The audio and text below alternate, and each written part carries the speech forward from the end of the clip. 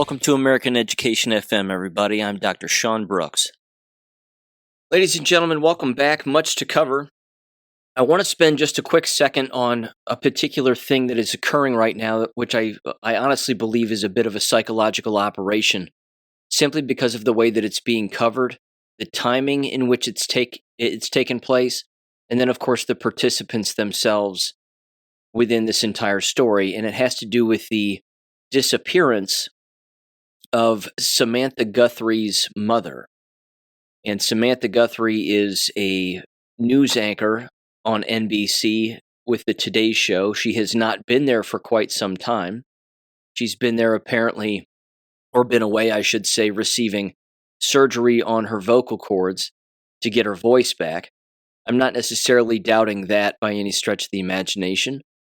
But the disappearance of her mother, who apparently has a pacemaker, which is allegedly also hooked up to a Apple device, as she apparently lives inside of a care home at the age of 84, and is monitored there with live-in individuals or whatever it is. Again, I don't even know if it's a care home or it's just her own home where she has nurses show up on a day in and day out basis in Tucson, Arizona. Either way, I think that this is an interesting story only because, again, of the timing and the players themselves. You may recall that Samantha Guthrie was one of Donald Trump's largest adversaries at NBC. Of course, the individuals above her who employ her, of course, and pay her, they can't stand Donald Trump. And during the 2020 election and before the 2020 election, she very famously, again, was on the steps of the Capitol building, or the Lincoln Memorial more specifically, and was going after him regarding QAnon, quote unquote, and mentioning that. And then he, of course, very famously said, "I have no idea what you're talking about. I don't know what that is." And then she started yelling at him, "Yes, you do. Yes, you know what that is." I mean, she looked demonic, and she looked remarkably panicked. When you take all of that and the current happenings, allegedly with her mother, and you combine that with the Epstein drops that have been revealed here, and the endless connections and the psychological operations and the real workings behind the scenes of intelligence agencies, Mossad, Israel, the former Prime Minister of Israel, Bill Gates, the COVID lie, much of which I'll get into in this episode. But I don't find any of this to be coincidental. I'll put it that way. We know that many individuals who work for the media, certainly the higher profile individuals, certainly, again, the individuals that tend to work on the left side of the political aisle, although it happens on the right as well, is that they're bought and sold. That these individuals, again, do what they're told. They have contracts. They adhere to them. Within the fine print of those contracts, it says, if we need you to do something else, then you're going to do something else. If we need you to report on something that you disagree with, you still have to do it. Again, intelligence agencies are directly tied to the media. This is not a new thing. Everybody who listens to this show already knows that. So why would it be out of the realm of a possibility that this story would be fabricated for the purposes of generating a distraction? Again, I've turned on Fox News twice now within the last 2 days at the same time, roughly around 11:30, somewhere in there. And they're running with this Samantha Guthrie mom disappearance story. Again, both times. Now, as I'm saying this, there might be updates, and by the time this airs, there might be other updates and whatever else. I'm not really concerned with it. I don't want the disappearance of anybody to be a real thing. I don't want anybody to be harmed that way, of course. I just find it highly suspicious. And this right here, again, is the Great Awakening. This is part of the maturation of the mind, is that this has to happen. We have to be able to pick up on these patterns and pick up on the timing of these particular stories, because it's never a new thing, and it's almost always used as a distraction to keep a certain story or line of inquiry out of the mainstream media as much as humanly possible. the mainstream media is not touching the Epstein files with a 10-foot pole. And we know why. They knew about him for a very long time, and they said nothing about him. Now, once, of course, you get into the actual dirty details of what's within these emails, they really don't want to talk about it. So I think the lesson here, just sort of in brief, is that when a story hits that has to do with someone who's well known, and then someone who is related to that well-known person who is either, again, missing or has been abused or has passed away or whatever, is suffering from an illness, whatever it may be, it doesn't mean that that story is real. People have got to stop believing their televisions tell a vision, and then they have to really think about, again, okay, what is this being used to distract us from? And right now, I should say, it's rather obvious as to what that is all about.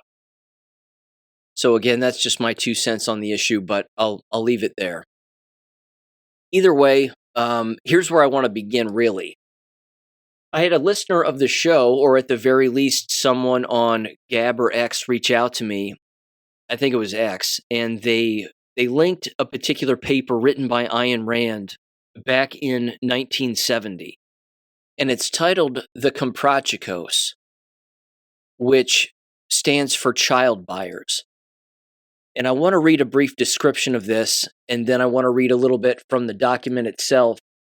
And I want you to be able to see, because I think it's pretty crystal clear, the combination between everything that we're experiencing right now and this actual paper itself, but how it has far more meaning, not just beyond child buying per se, but it has much more to do with child exploitation and using children in a very negative way, and then, of course, manipulating them and then manipulating society as a result of manipulating children, and so on and so on. And the school system, as we know, is directly compared to all of this and directly aligned with all of this.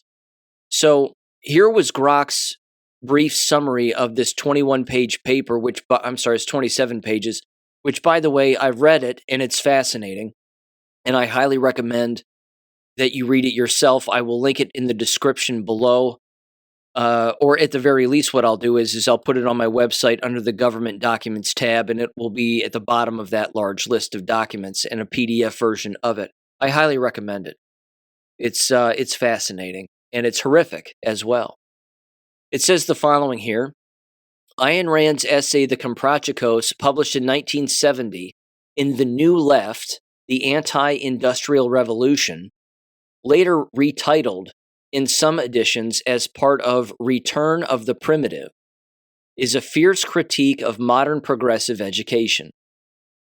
Rand draws from a powerful and disturbing metaphor from Victor Hugo's novel The Man Who Laughs, also known as L'Homme qui rit. It says the following here, the historical metaphor. The title refers to the Comprachicos, Spanish for child buyers, a 17th century nomadic group described by Hugo, who bought or acquired young children and deliberately deformed them through brutal physical methods.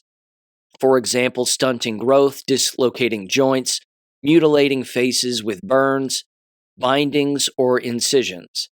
It says the goal was to create permanent monsters, quote unquote, freaks, dwarfs, or grotesques for entertainment, court jesters, circus attractions, or street performers. These children were mutilated early so the deformities became permanent and natural-looking, easing any memory of the trauma. Rand quotes Hugo extensively to emphasize the cruelty. Deformity was seen as more useful than death for political control and amusement, as a living, flesh-based mask, quote-unquote, could never be removed. The modern parallel, Comprachicos of the mind, Rand argues that the contemporary educators, especially those influenced by progressive education theories dominant in the mid-20th century, are the modern equivalents. The Comprachicos of the mind, quote-unquote. They do not physically deform children, but intellectually and psychologically cripple them in a subtler, more insidious way. Number one, they operate openly with societal approval. Children are delivered, quote unquote, to schools. Number two, they use no knives or irons, yet achieve the same end, stunting the child's cognitive and emotional development. And number three, the result is a generation of intellectual monsters, quote unquote, adults who are helpless, irrational, emotionally stunned, unable to think independently, disconnected from reality, and prone to whim, conformity, and collectivism. Now, I'm going to keep going, but that pretty much sums it up right there, does it not? Regarding our entire situation and everything that exists within the world right now as we see it. Again, all stemming from the brainwashing that exists within the education system, quote unquote. It says key criticisms of progressive education. One, Rand targets several specific practices and philosophies she sees as destructive. Number one, rejection of structured conceptual learning in favor of anti-conceptual concrete bound or look-say method. For example, in reading instruction. Number two, emphasis on socialization, group conformity, the pack, emotionalism, and anti-reason over individual rational thought. Number three, suppression of the child's independent mind, replacing it with whim worship, relativism, and tribalism. And number four, the process begins early and is inexplicit. Children absorb anti-reason premises emotionally and subconsciously, leaving them unaware of their own mutilation, just as Hugo's victims forgot the surgery. She describes how this produces adults who are, four things. Number one, incapable of grasping objective reality. Two, dependent on others' approval. Three, prone to irrationality, mysticism, or statism. And number four, alienated from their own minds and values. It then says broader implications and wraps up with this. It says the essay ties this educational malpractice to the cultural and political decline Rand saw in the 1960s and 70s. Student rebellions, anti-intellectualism, the New Left. She views it as a deliberate, or at the very least, functionally equivalent attack on the human mind. Far worse than physical deformity because it destroys the faculty of reason itself, the tool of human survival and flourishing. In Rand's view, true education should foster rational conceptual thinking and independence, not conformity or emotional adjustment. The Comprachicos of the mind produce twisted souls who can be more easily controlled or manipulated by collectivist ideologies.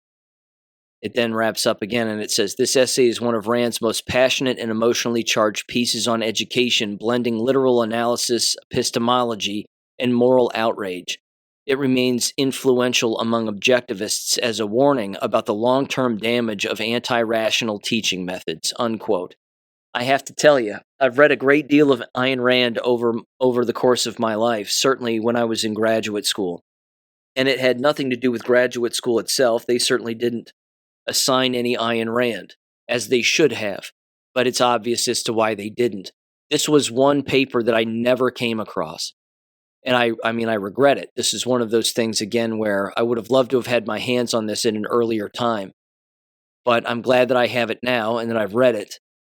And I want to read a little bit from it specifically, just to give you a taste, specifically toward the end here.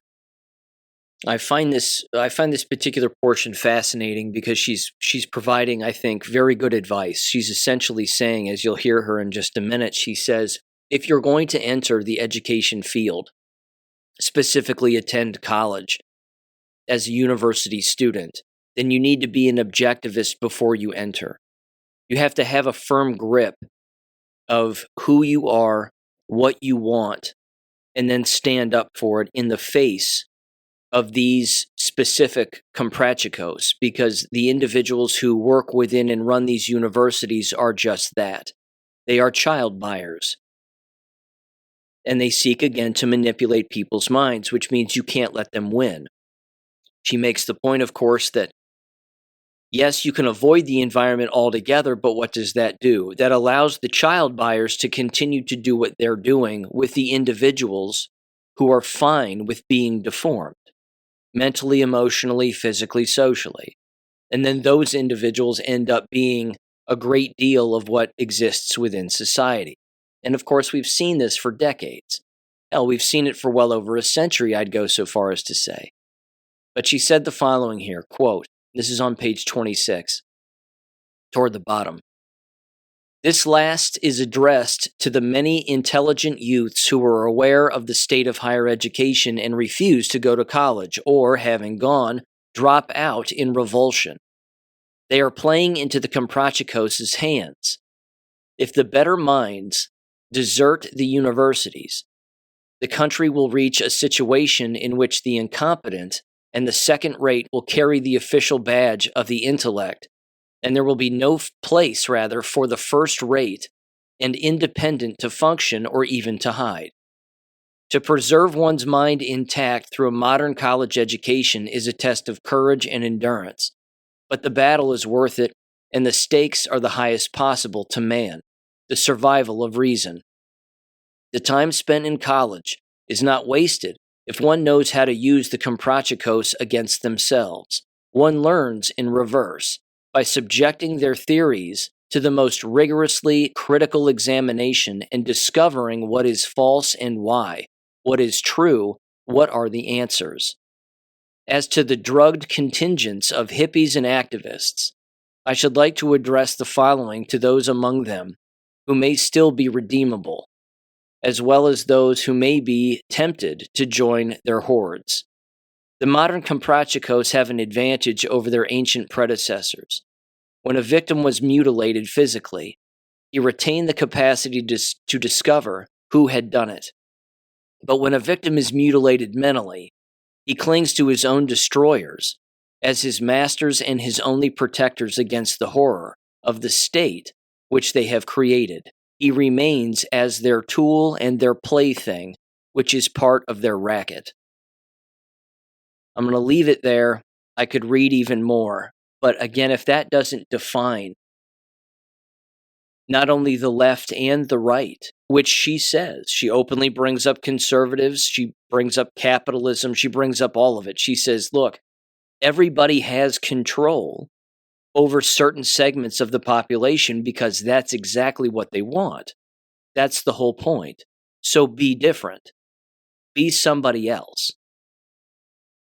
Don't be a person who, again, is manipulated by any establishment, because you're always going to be their purposeful target.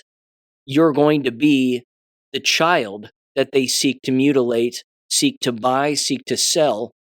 And then, in your own brainwashing, in your own foolishness, you will look at them as if they are somehow your friend or your companion. And they are not. They're your controller. Again, she goes on to basically say, look, and again, well, I should preface it by saying this. You can make a direct ICE protest connection to this. When you see these individuals protesting, whether they're paid or not, the fact that they're paid, that the ones who are paid who are protesting, regardless of the location in the United States, let alone the world. But if they're paid, that's a separate level of control. It's not just the basic level child buying manipulation. We own you mentally, emotionally, physically, socially, etc., but it's a separate layer of we also own your ability to make money or earn money, so much so that you are the ultimate tool for us. Because now we have you out there doing exactly what we want. And these people are all individuals, and yet they have no idea that they're being manipulated. Not a clue. And she goes on and she says again, Rand does, and she says again, if you're going to rebel, you'd better know who to rebel against. You'd better understand who your real enemy is, because if you don't know who they are and you aren't attacking them and you're not going after them, you're doing exactly what the Comprachicos want. Which again, it's a metaphor. I mean, the name itself is a metaphor. We're talking about Satanists, really. We're talking about individuals who are interested in deception, people who are 100% fine with lying. They're fine with killing. They're fine with manipulating individuals to hurt themselves and kill themselves, and then, of course, pressure one another to do so. What does that all sound like? The COVID lie, of course. So I'm going to end it there, but again, we're going to keep this train rolling because it all fits together. It flies right into the business of the Epstein files again, and what came out as a result of all of this, and a lot of these Mossad connections and everything else. And now, of course, everybody who was claiming that none of that was true is eating crow like nobody's business. The Ben Shapiros of the world, and frankly, everybody else. I want to read this one email, and this is from Mark Iverson. It was sent on Thursday, August 5th, 2021 at 1:42 p.m. It doesn't say who it was sent to, but the subject line was Ghislaine Maxwell / Jeffrey Epstein. They said the following, quote, "It was nice talking with you. I called to report the following 3 items. Number 1, while going to meet political candidate Bill Richardson, who's dead now, in Albuquerque, New Mexico, at a hotel in the fall of 1982, I met Ghislaine. She was a bright, beautiful college girl who had graduated from Oxford University and a pilot. I was invited to see a ranch near Santa Fe, but I refused because I was both married and unable to afford the property. She pointed out her boyfriend, Jeffrey, coming into the room. I left. 1982 is roughly a decade before most people thought she was in the United States.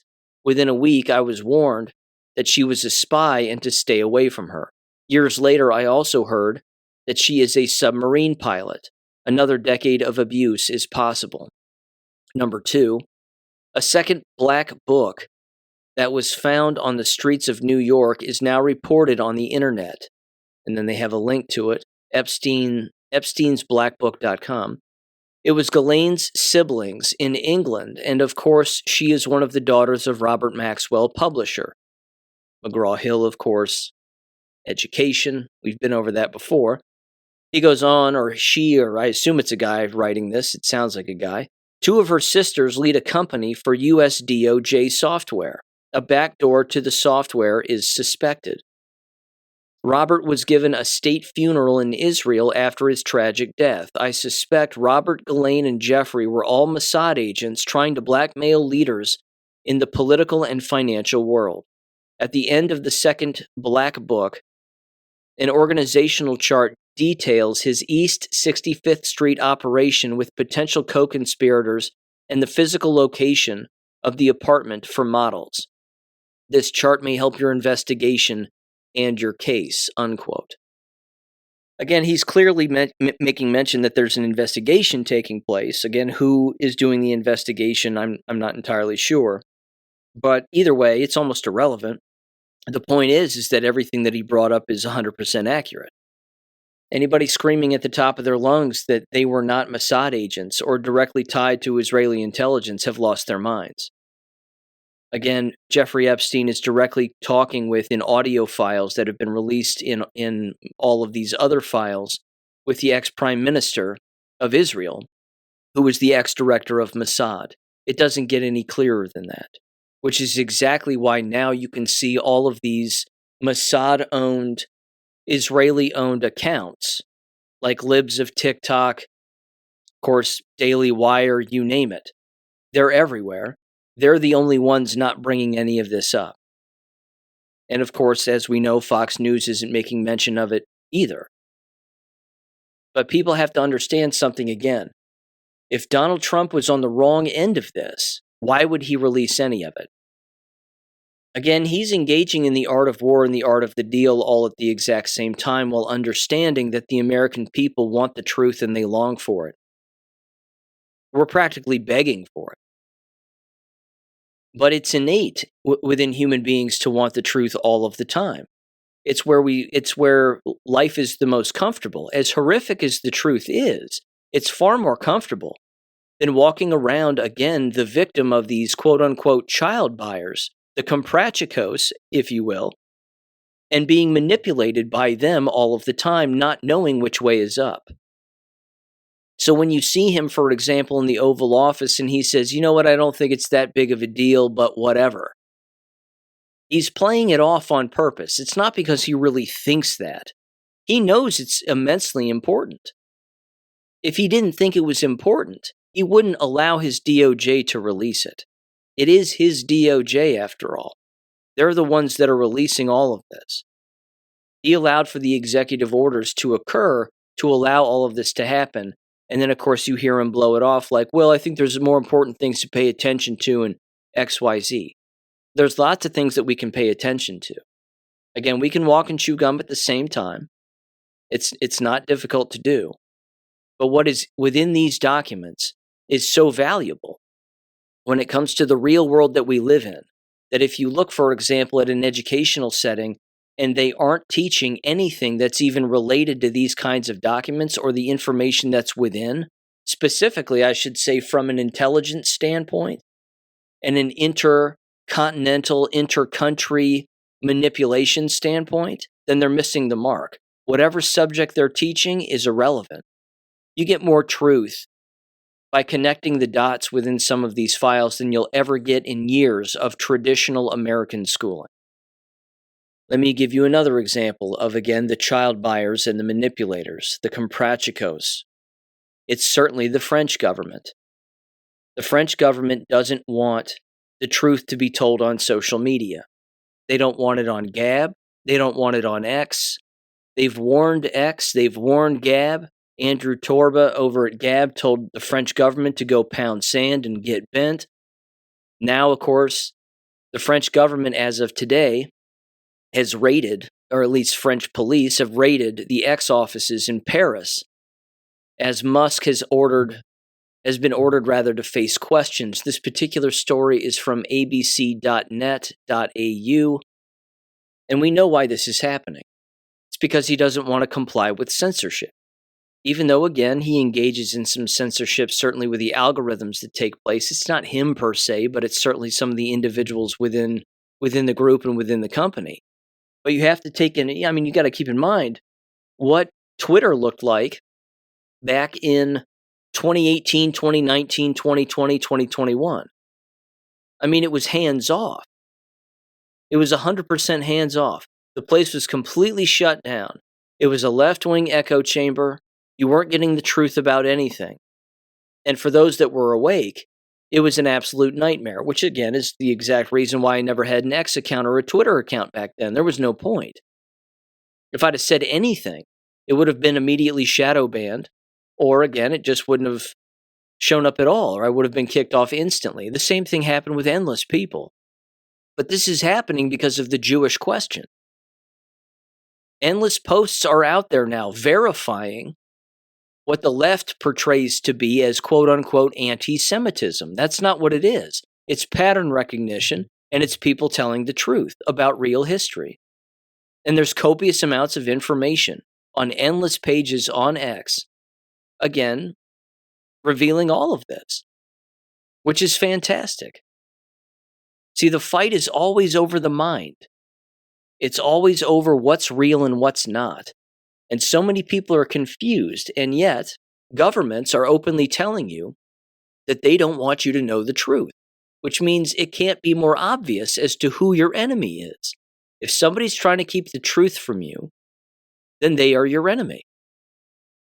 And when foreign governments are trying to influence what goes on in our own country, well, they're really your enemy.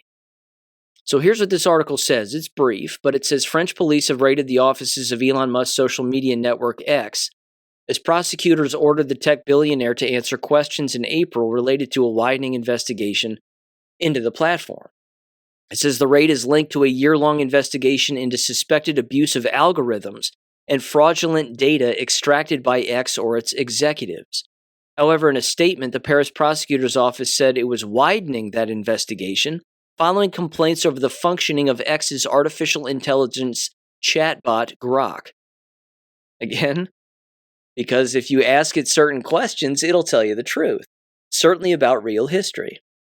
It says the probe will now also investigate alleged complicity in the detention and diffusion of images of children on a pornographic nature and the violation of a person's image rights with sexually explicit deepfakes, among other potential crimes. Again, this is an old playbook from the enemy, is that when certain images get out there, in particular Epstein images, they want to make sure that the public views them as being deepfakes, that or photoshopped, or however you want to phrase it, that it isn't real, that what you're looking at's not real, when in fact the likelihood of what you're looking at being real is very high. It's just not flattering nor productive for the foreign government because they're the ones that are involved. They're the ones directly connected to the people who are being implicated in crimes. Those who speak the loudest have the most to hide. And those who flex their political muscles, so to speak, and certainly, again, start raiding buildings and doing things of that nature, certainly when it comes to something like this where the truth is getting out, again, they're showing you who they are. It goes on, it says, Mr. Musk and former chief executive Linda Yaccarino are summoned for a hearing on April 20th. Other X staff are also summoned as witnesses. There was no immediate comment from X. Of course, he doesn't owe them anything. He doesn't have to go overseas and be detained or whatever, deposed in some way. He doesn't have to participate in that at all. It goes on, it says, in July, Mr. Musk denied the initial allegations and said French prosecutors were launching a politically motivated criminal investigation. That's fair to say. Quote, at this stage, the conduct of this investigation is part of a constructive approach with the aim of ultimately ensuring that the X platform complies with French laws insofar as it operates on national territory, the prosecutor's office said. X faces numerous probes. Prosecutors' cybercrime unit is conducting an investigation together with the French police cybercrime unit and Europol. It says the Paris prosecutor's office said it launched an investigation after being contacted by a politician who alleged that biased algorithms in X were likely to have distorted the operation of the automated data processing system. I can't help but think of Jonathan Greenblatt. This is the work of the ADL. This is the work of Benjamin Netanyahu. This is the work of Jews. This is exactly what they do. Somebody's making fun of me and I don't like it and they're telling lies. I mean telling the truth. I mean lying. So we can't have that.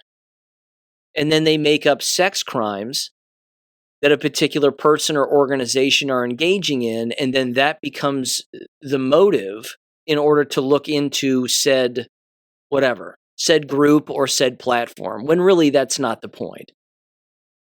It says the prosecutor's office also said it was leaving the X social media platform and would communicate via LinkedIn and Instagram from now on. LinkedIn belongs to Microsoft and Instagram to Meta, both owned by Jews. Again, if it were any other kind of crime, it'd be obvious who the criminal was. I mean, it just can't be more blatant here. Said it's one of several investigations in Europe looking at the social media platform, which was bought by Elon Musk in 2022. It says on the same day as the Paris raid, Britain's Information Commissioner's office said it was investigating the XAI chatbot following reports that Grok had been used to generate non-consensual sexual imagery of individuals, including children. Now here's the thing. This is the part of Grok and X and Elon Musk that I don't enjoy, is that he does promote your ability to create sort of these anime cartoon videos of people, and of course potentially children as well, so that it basically turns into like a giant, I don't know, a lifelong experience like Blade Runner, whatever movie that was, Blade Runner 2040 or 2049 or whatever the hell, where basically, again, people are having relationships with AI chatbots. It's disgusting and it's perverse to say the least. But this is where these megalomaniacs and these technocrats take it a bit too far. It starts to wrap up here. It says Britain's media regulator Ofcom said separately it was setting out the next steps in its investigation into X launched last month, though provided few details. Ofcom is seeking to assess if the company has done enough to mitigate the risk of sexual deepfakes spreading on its social media platform. But it is said it was not investigating XAI, which operates the Grok chatbot, as it falls beyond the scope of current law. Last week, the European Union also launched an investigation into X, seeking to assess whether it's disseminated illegal content following public outcry over the spreading of manipulated sexualized images by Grok. Again, that's not really what they're going after. They're going after the quote-unquote anti-Semites. That's what they're really going after. That's what they're focusing on. They're going after the truth tellers. They're going after the people who are exposing the lies. And then the platform and the game in which people who are seeking the truth play. It says the chatbot continues to generate sexualized images of people even when users explicitly warn what the subjects do not consent, Reuters has found. XAI put some restrictions on Grok's image generation function in response to the backlash last month, unquote. Again, I'm not for the sexual content by any stretch of the imagination. It's disgusting. But at the exact same time, is that really what they're going after? Or are they cherry-picking something from the platform to basically, again, be a larger net to catch more individuals who are spreading the truth about, again, the Jewish question and Satanism and their connection to one another and so on and so on. That's probably the larger reason. Now, again, continuing with the Comprachicos angle of all of this and the manipulation, certainly, of young minds. Let me mention this too, and this was brought to my attention by a friend and listener of the show. Thank you for sending it. This is from Amy Meck over on X. And again, I'm going to, right out of the gate, say this. They could very easily, although they probably won't, but they could very easily bring up, because I think they're Israeli, this Amy Meck person. But they're bringing up the Islamization, so to speak, of children within American schools and how Islam is trying to make inroads with youth. Let's face it, Jews have been doing that for a very long time because they're the ones that run the education system. They run the teachers' unions. So when someone who happens to be Jewish is bringing up the Islam aspect of all of it, I simply say they're both wrong and they're both bad. This is why the American school system is the problem, because this is the battlefield of so-called ideas, but it's not. It's the battlefield of trying to control children's minds. You have Jewish ideology that's infiltrated these American schools, and now, of course, you have Muslim ideology that's doing the exact same thing. And they do it in different ways, but again, they also do it in very similar ways as well. I'm going to play this audio. This is from a young guy in Texas.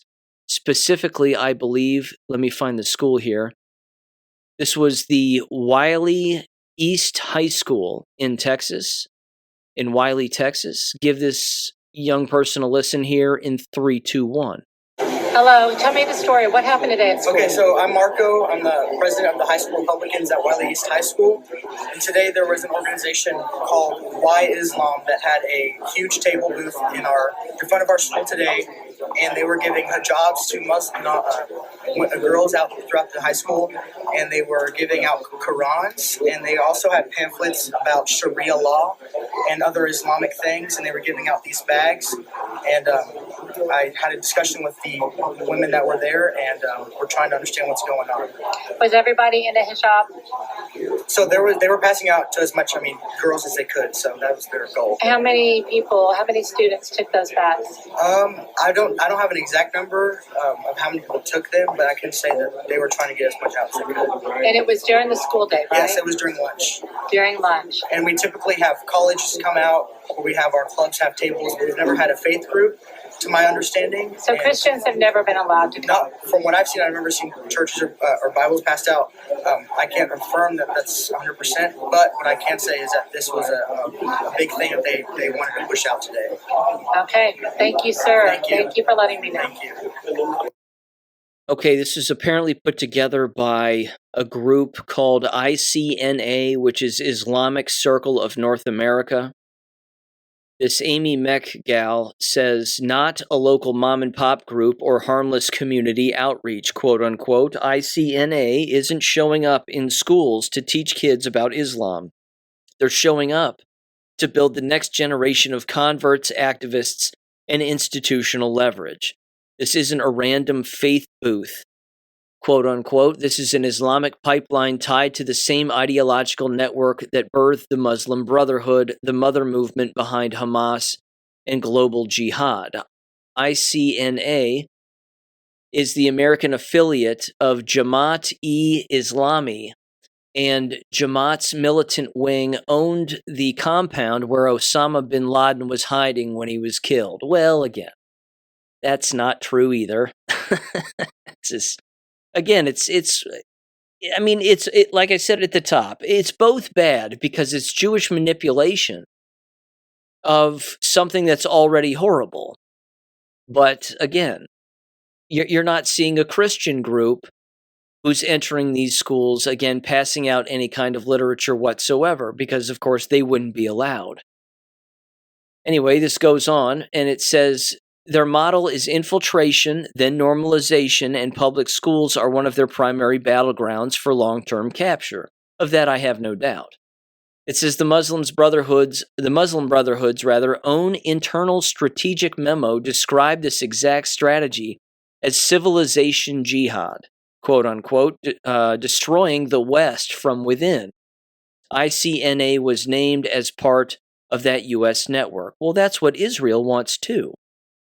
Again, they both want the same thing for the West. They both want the same thing for white Christians. They both want them gone.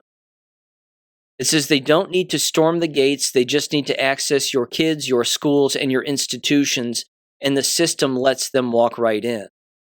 What looks like free gifts, quote unquote, is actually ideological recruitment, Sharia hijabs, Qurans, Sharia pamphlets, and the soft power method of conquest.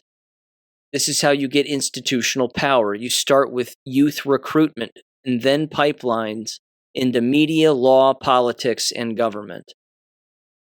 Again, unfortunately, Texas isn't the only state that is engaged in this. New York has as well. I'm sure there are other states that have done it too, where they hand out free hijabs, and they certainly hand them out to girls because girls like a scarf.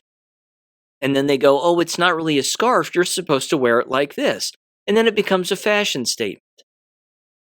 Because again, they're young, impressionable, and they don't know any better. And then they end up doing something that aligns with something that for which, again, they have no comprehension of. And it's just blind association. It's just follow the leader. Well, my friend did it, so I did it too. It's disgusting. This is exactly why people have to pull their children out. Again, the woman who pulled her daughter out of that Washington middle school, or Washington high school, whatever it was, in Washington state over the ICE protests or the ICE walkouts. That mother is the parent of the year as far as I'm concerned. 100%. She walked right into that school, as I said in the last episode, and of course I put the whole 10-minute video in the last war video on Monday night, but I highly recommend watching that again. That should motivate anybody with a brain in their skull to do the exact same thing today. Today. Pull them out right now. These environments can't tell people any more clearly that they are manipulated constantly by NGOs, religious fractions, and certainly anybody else who even appears to be affiliated with anything that could be aligned with the Comprachicos. That right there is the problem. This is the problem. It's not a new problem, but it's not a problem that's going away. There is only one solution to make it go away: your lack of participation. I've beat this dead horse 1,000 times. Unfortunately, it's not dead. I just keep beating it until it dies so that I don't have to say it anymore. But that really, again, is the problem. People keep participating in this. Only the brainwashed continue to go.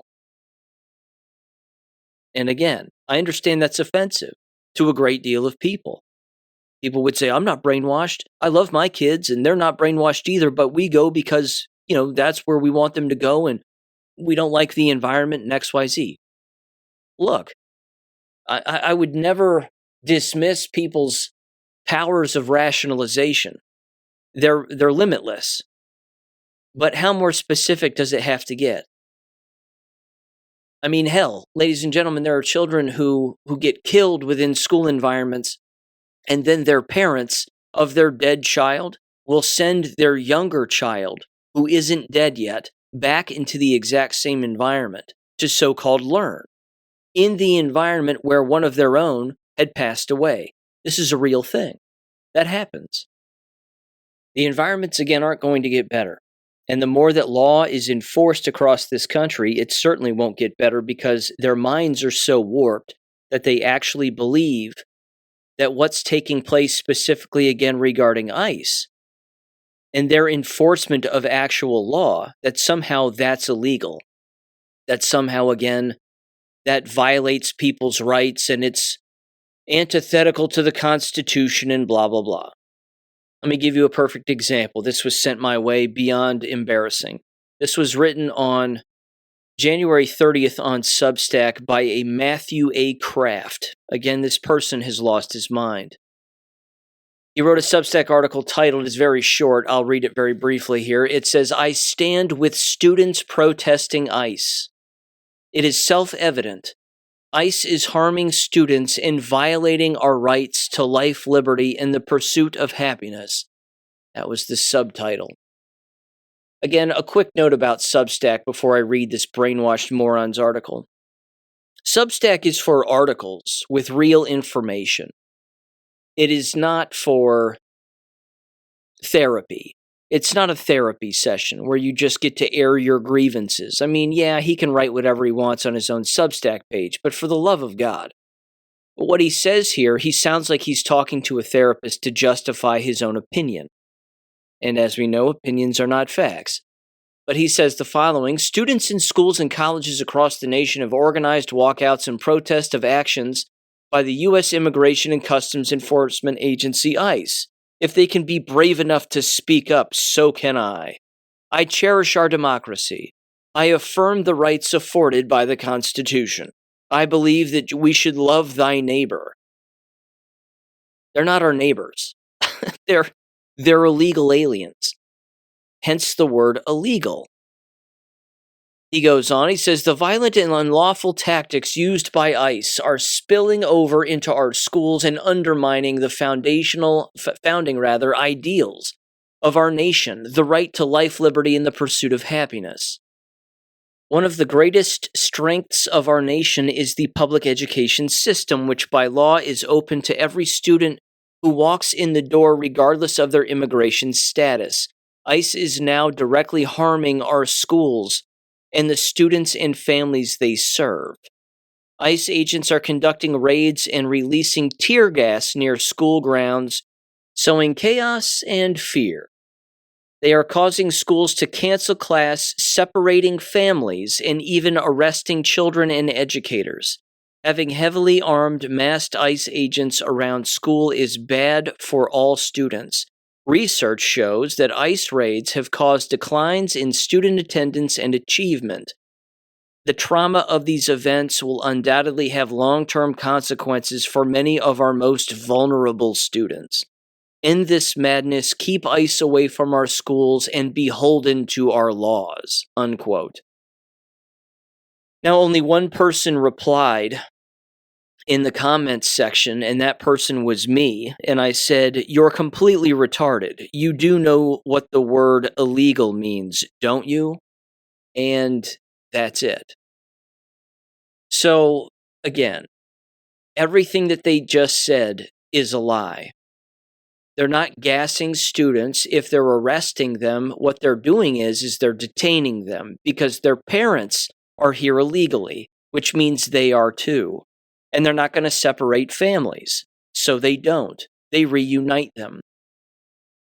They might take a child out of school, or they'll wait for an illegal child to again leave the school, and then they'll say, you need to come with us because we're going to take you to your parents, to which point the child says, okay, and then they do, and then they all say goodbye eventually.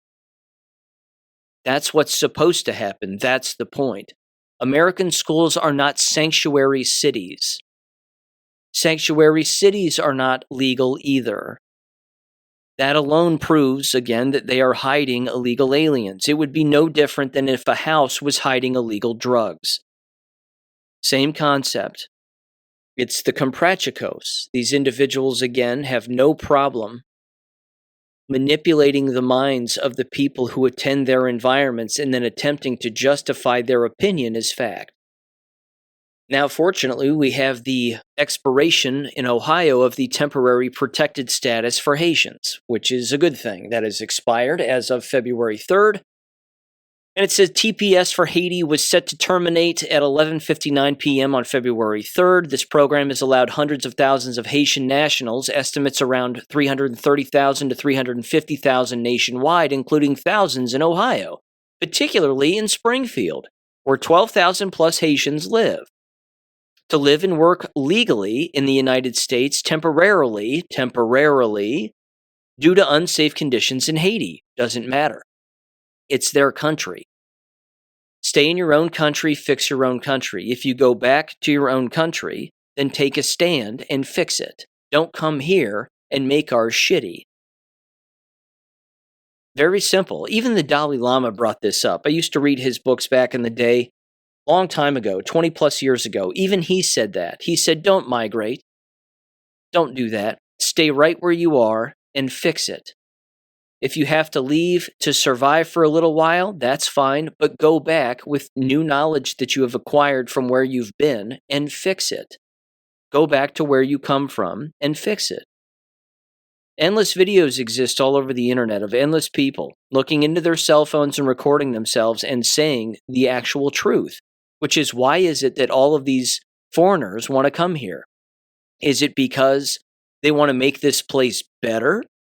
Or is it because they want to take advantage of what exists here by using their illegal status or foreigner status to, again, gain money for nothing, and then ultimately, again, shit on everything that exists within our country? And the answer is the latter.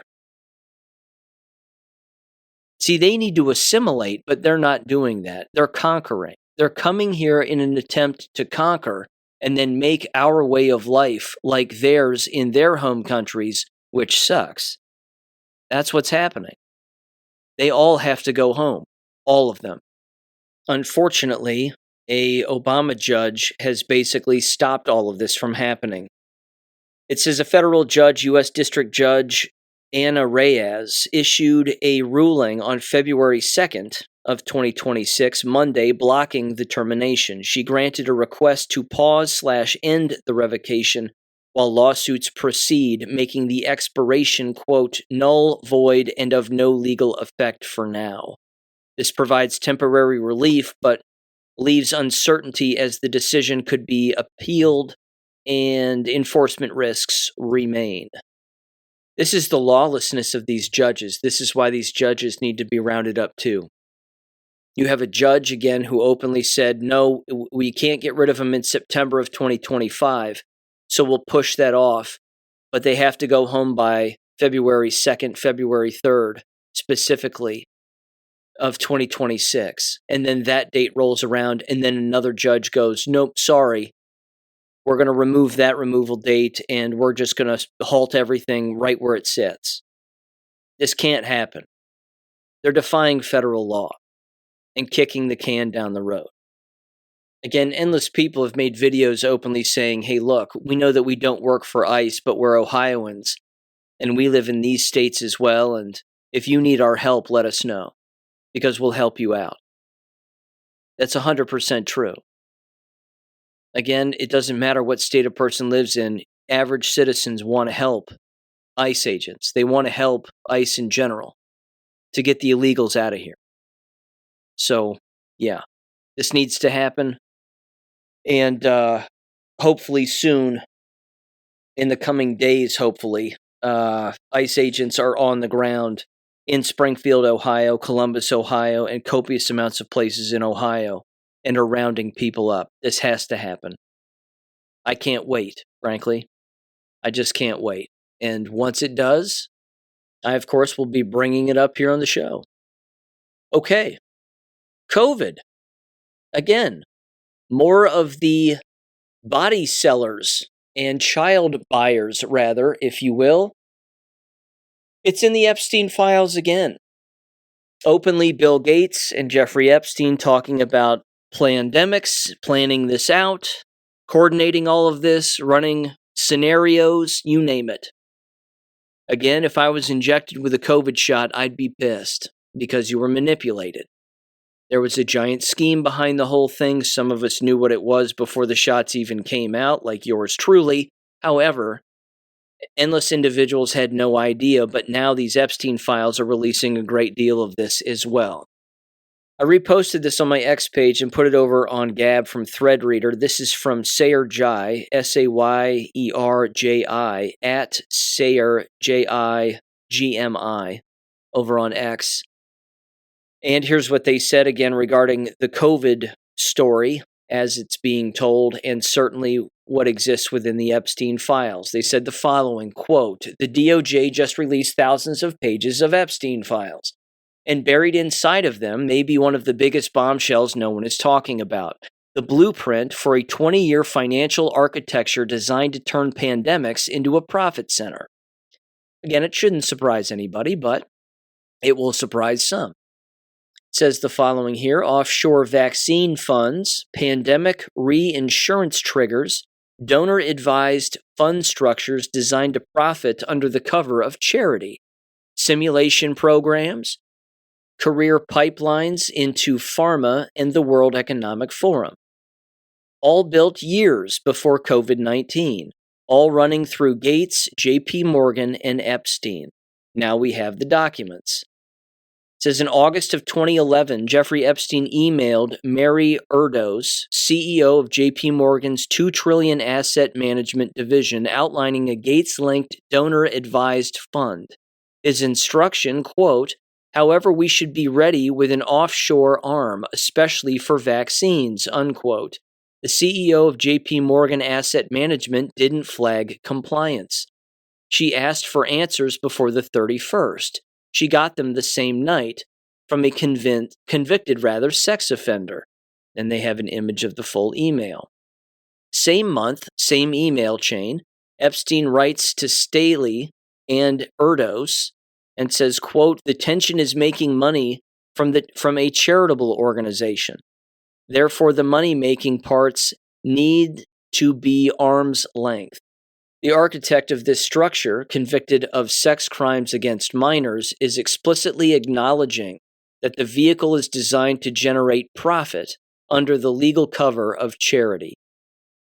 It then says, May 2017, 3 years before COVID, the bombshell, pandemic as an investment category, Boris Nikolek, if I'm saying that right, Bill Gates' chief science and technology advisor, emails Epstein and Gates about donor-advised funds and writes the following, quote, "It might be a great path forward for some key areas such as energy, pandemic, etc." Unquote.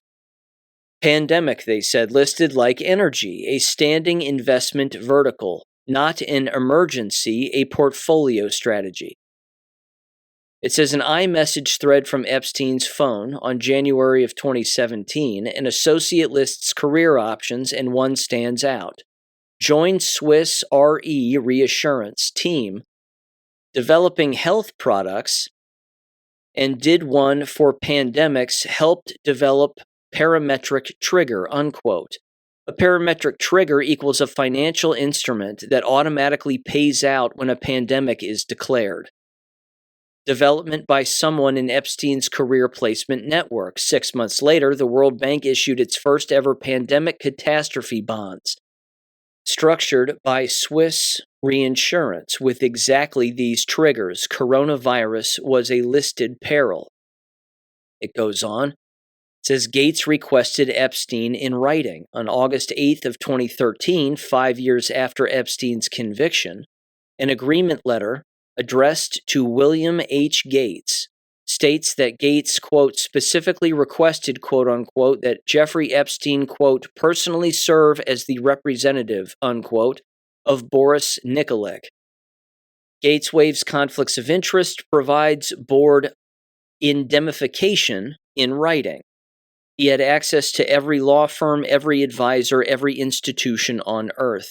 He chose a registered sex offender and put it on paper.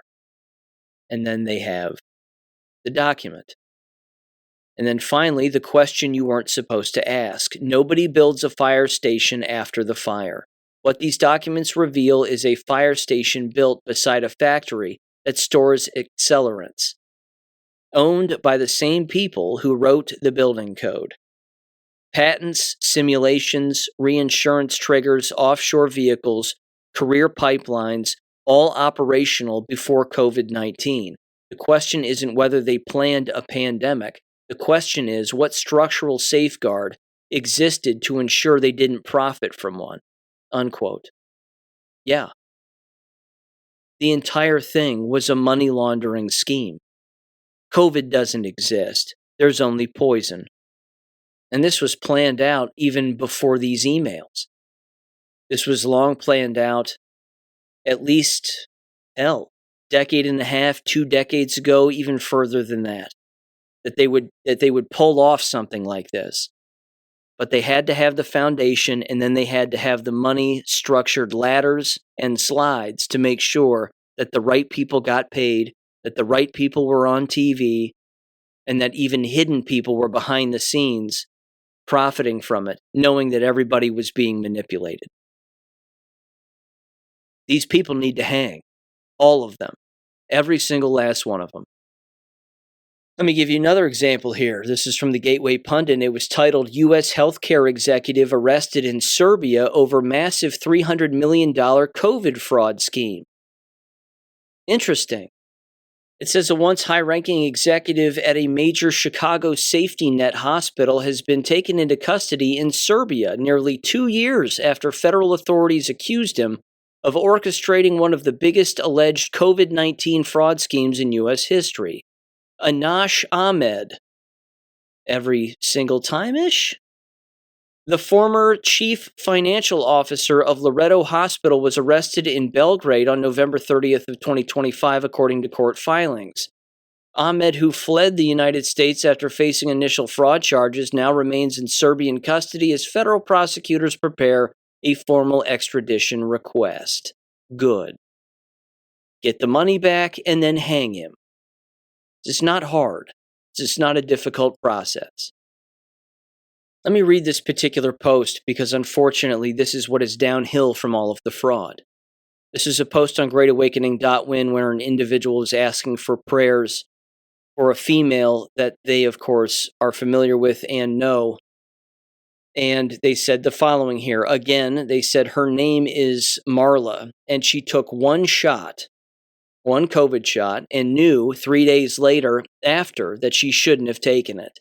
6 months after that, and after her clean bill of health, suffered major heart problems, and within just 4 months now today has gone down incredibly fast.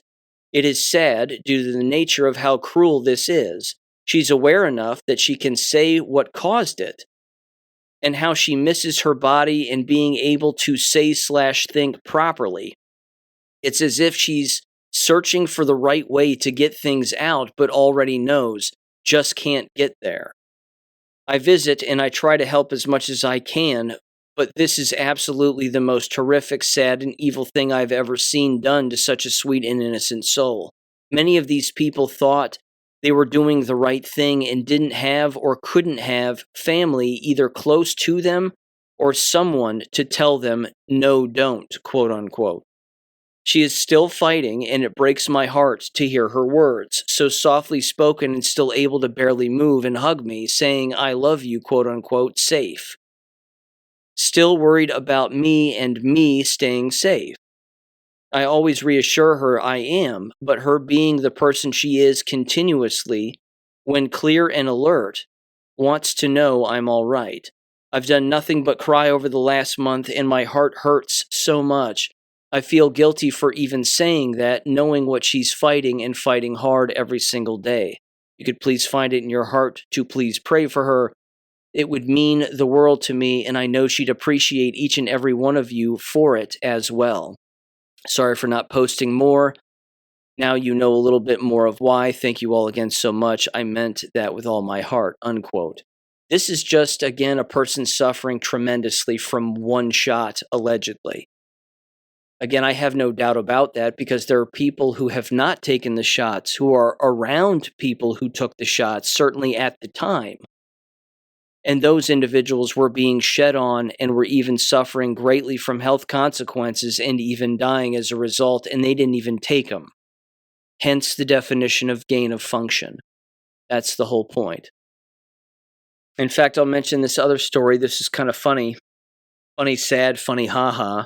I was at my chiropractor the other day on Friday, and I went in there, and I'm sitting at the edge of the table, and they walked in, and they smiled, and we always have a good rapport, great person. And they looked at me, and they said, "So, Sean." I said, "Yeah, what's up?" They said, "Has the city of Oxford written a letter to apologize to you for what you said in that school board speech all those years ago and how you were right?" And I just smiled and I said, "No," I said, "I'm not going to hold my breath on an apology letter, and I think my key to the city's been lost in the mail." And they laughed and they said, "I have to tell you," they're like, "I'm so glad I didn't take the shots. I wasn't going to take them anyway, of course. But, I'm grateful for what you said and telling the truth about what's going on." And then they said they have a cardiologist who is a client of theirs who comes in, and all they talk about are all of the young people who have heart conditions. That this cardiologist is just seeing one young person after another with heart conditions, permanent heart conditions. And they just said it breaks their heart. And I went, yeah. That's what it's designed to do. It's designed to hurt people. It's designed to make them sick, and it's designed to kill them. It's that simple.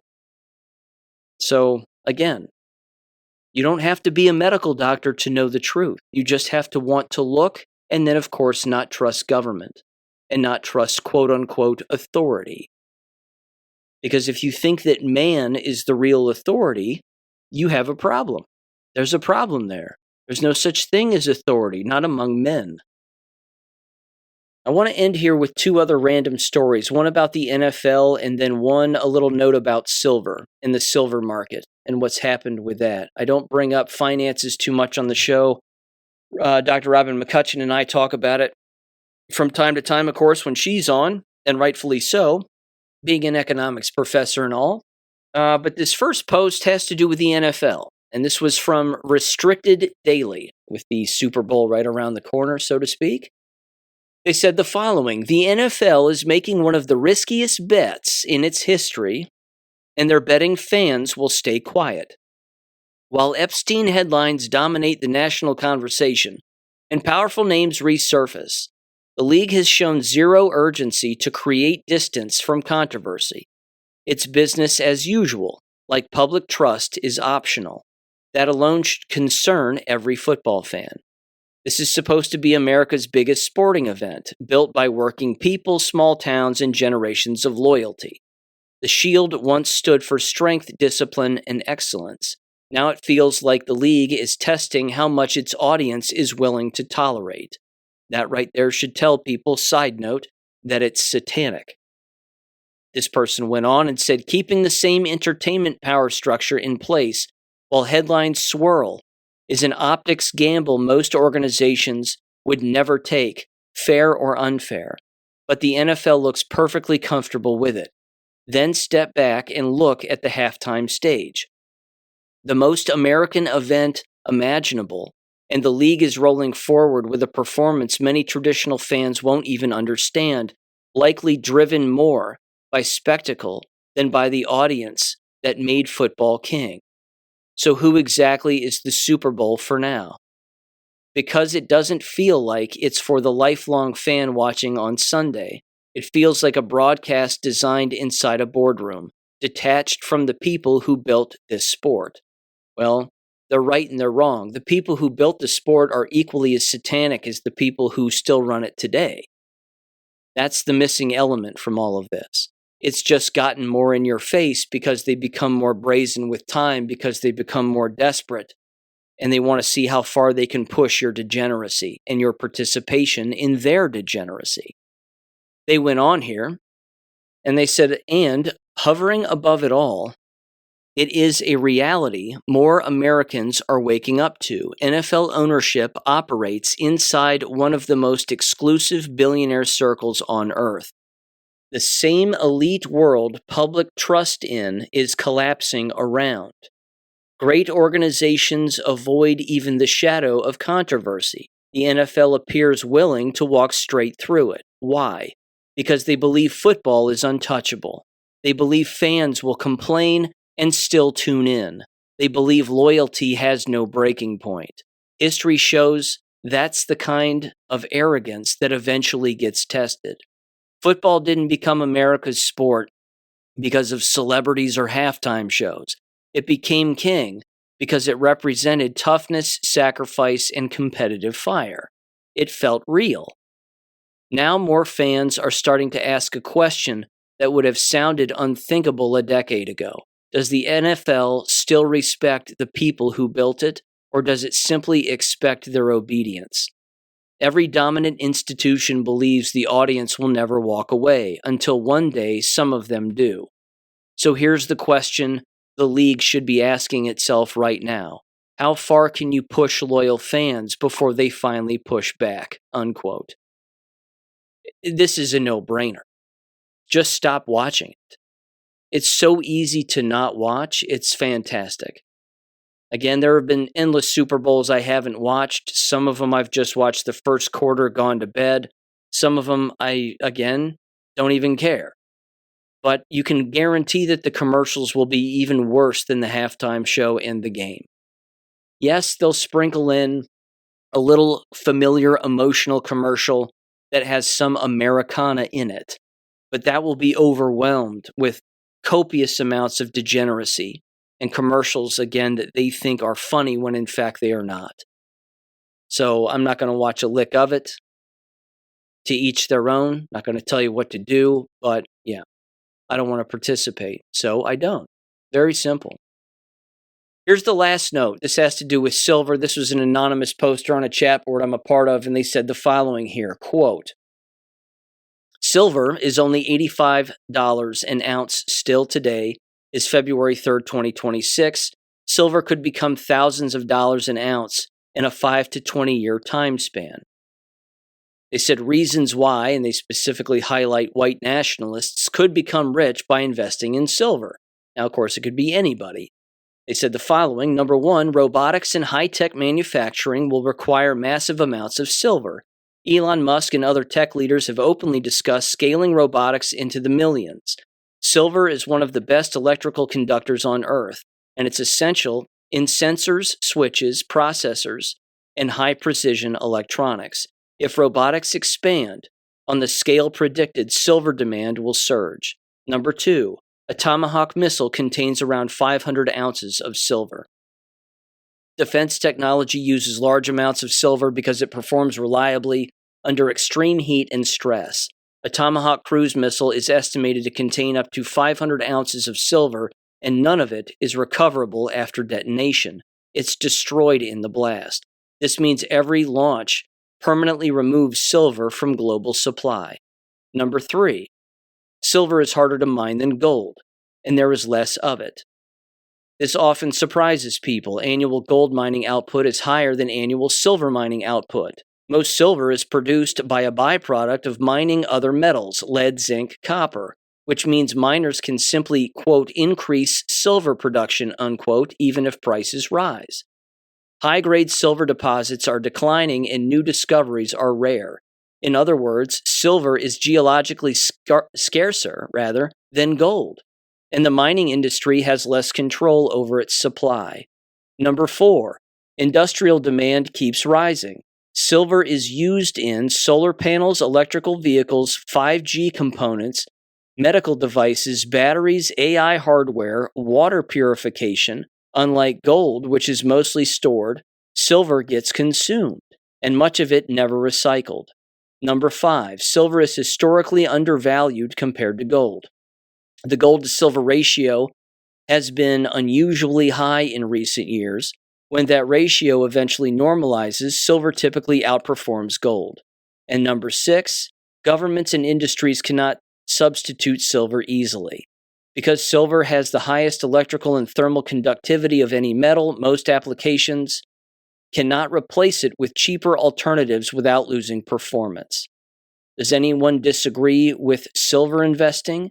It might be the ground floor of next big thing since Bitcoin, which of course Bitcoin is controlled also, but that's what they said.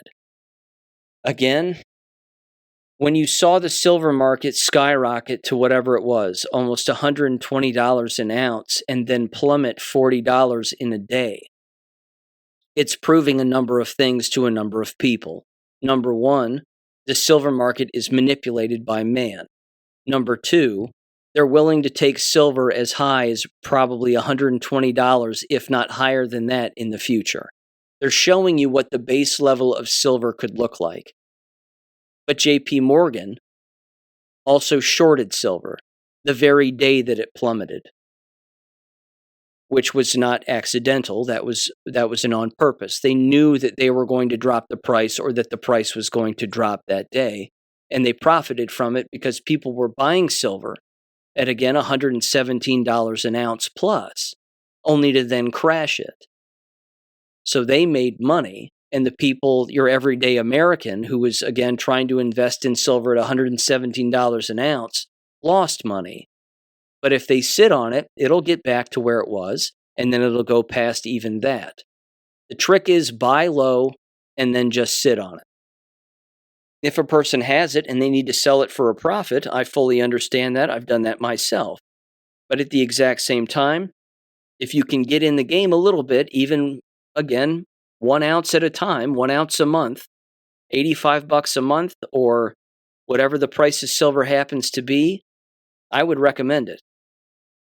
Sit on it for 6 months and watch where the market goes. Sit on it for a year. Watch where it goes from then on out. I agree with the post. Silver as a byproduct, and just as a product, so to speak, without being a currency, is going to go up in demand, which means the actual hard asset metal that an individual or a family has at their disposal is going to increase in value. And that's not a bad thing.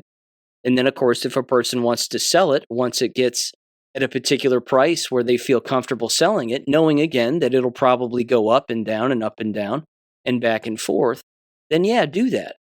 As long as you make a profit, that's a good thing. That means you win. So yeah, again, you can get on eBay and you can sometimes find some silver for less than average. There's JM Bullion, there's Camino Coin. There's lots of gold and silver outlets out there where you're not paying a ton in tax, and you're just actually buying the actual product itself at face value or at market value. So again, it's something I would recommend, but I understand that not everybody can do it. Again, I can't do it very often, and I don't do it very often, but every now and again, if I come across an ounce on eBay that's at a lower value, I'll buy it. And I've even gotten some silver from overseas, believe it or not, that is legit silver. And one of the ways that you can find out, of course, is it's not magnetic. Take a magnet up against a silver coin and the magnet will not stick. So again, I would certainly recommend an American company if you are interested in looking into it, if you haven't already. But they do exist overseas as well. But sometimes with the overseas markets, you just have to, you might be gambling a little bit. It takes longer to show up, of course, at your residence. And then sometimes it doesn't even show up at all. I got burned one particular time, a couple of times actually, where I ordered it on eBay and what showed up was silver plated, but it was not silver.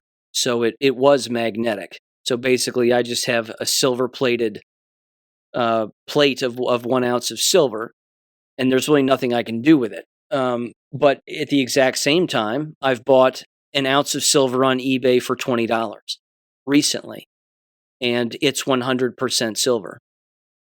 In fact, there was one time, let's see, it was before Christmas. Just very quickly, this is again kind of how the market is goofy like this, but I was on eBay and I found a 1 ounce round of silver with Jesus on the front. It's a pretty coin, but it has Jesus on the front, and on the back it has a cross and a Bible and whatever else. And they wanted like $16 for it, and it said again 1 ounce silver, 0.999 troy ounce, and I went, "You've got to be kidding me!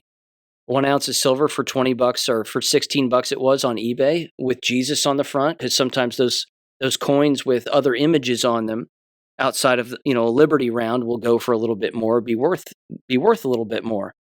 And I thought, well, that's strange, but I'll buy one and see if it's not silver. And sure enough, it showed up relatively quickly, and it was 100% silver. I went back to the same dealer on eBay, and they had whatever they had, 6 or 7 more coins. And I went, yeah, I'm going to buy the rest. And I bought the rest. And they all showed up relatively quickly, and they're all silver.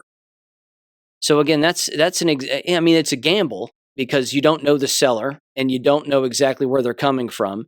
It says it's silver when it may not be, but it was a gamble that paid off. And again, I wouldn't recommend that.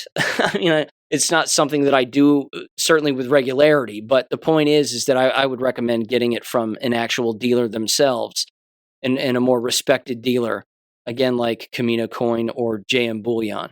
And you can get on there and you can buy as little as you want or as much as you want. But, an ounce here or there, once a month or every couple of months is never a bad idea. So it's a sound investment. It is money. It's better than cash. And it's something that you can hang on to and build some wealth as the market increases. Okay. Again, that's all the financial advice I'll give. There you go. With that said, ladies and gentlemen, thanks for listening as always. And I'll catch you on Friday. Peace. Thank you for listening to American Education FM. Make sure and check out AmericanEducationFM.com for more information. Take care and God bless.